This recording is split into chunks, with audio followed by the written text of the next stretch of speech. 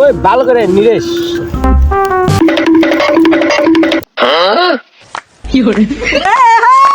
धन मेरो छैन नानी जान मेरो यही हो सानी पर्छ। আসলে তোরা খেত খোলায় কাজ করতেছিস, আসলে আমার এগুলো পছন্দ না। তারপরেও তোরা ভাই ব্রাদার মানুষ, তোদের সাথে দেখা সাক্ষাৎ করাই লাগে। সমস্যা নাই, শিওর কাজ কর তোরা।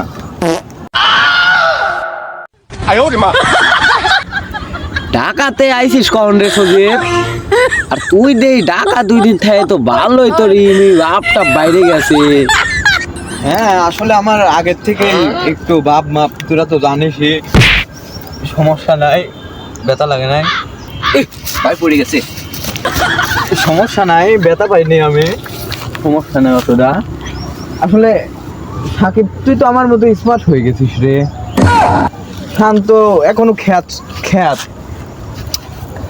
এসব সাল ফালতু এখন আর মার্কেটে চলে না, আমাদের মতো স্মার্ট হতে হবে।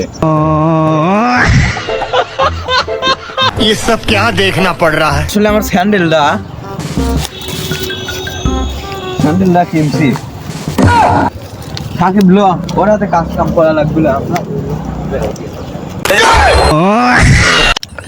রে ও আবার কখন সানগ্লাস পরলো?